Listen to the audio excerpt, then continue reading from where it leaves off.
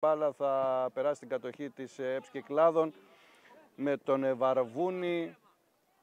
Θέλει να έρθει τώρα η μπάλα εδώ αριστερά στον Νταούτη. Θα τον μαρκάρει ο Αμπελάς και θα παραχωρήσει το πλάγιο out.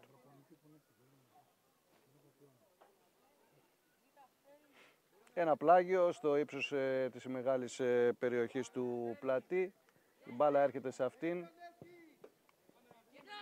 Θα διώξει ο Λιμνιώτης. Τώρα θέλουν να φύγουν στην κόντρα. Για να δούμε. Να η πρώτη καλή ευκαιρία.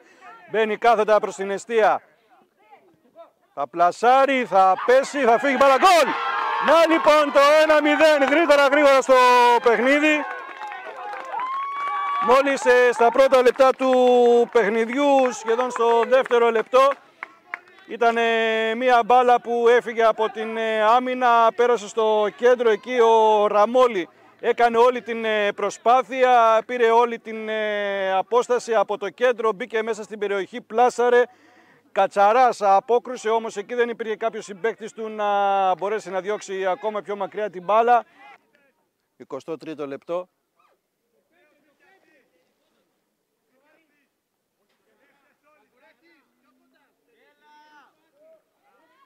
Εκτελείται, ωραία εκτέλεση είναι, κεφαλιά, γκολ!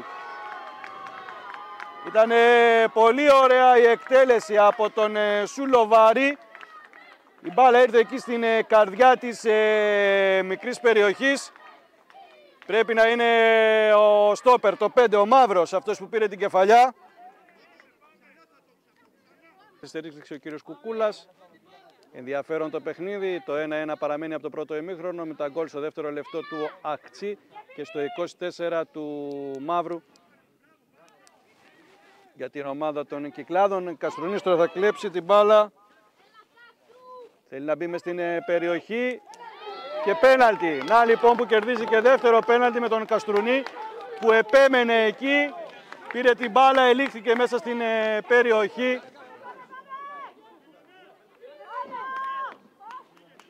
Τα 8. Κερδίζει το πέναλτι η ομάδα των Δεκανούς και να δούμε αν αυτή τη φορά θα μπει μπροστά στο σκορ και σε θέση οδηγού. Και βέβαια αυτό σουτάρει γκολ. Μια ωραία τεχνική εκτέλεση στο κέντρο, έπεσε ο Κατσαράς στην δεξιά του γωνία. Ο Μιλωνάς πέτυχε αυτή τη φορά το γκολ με την εκτέλεση αυτή του πέναλτι.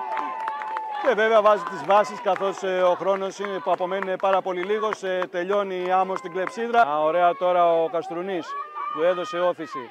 Θα δώσει για τον Σκαλέρη, κρατάει αυτό την μπάλα. Σκαλέρης μάχεται, Καστρουνής θα πάρει την μπάλα.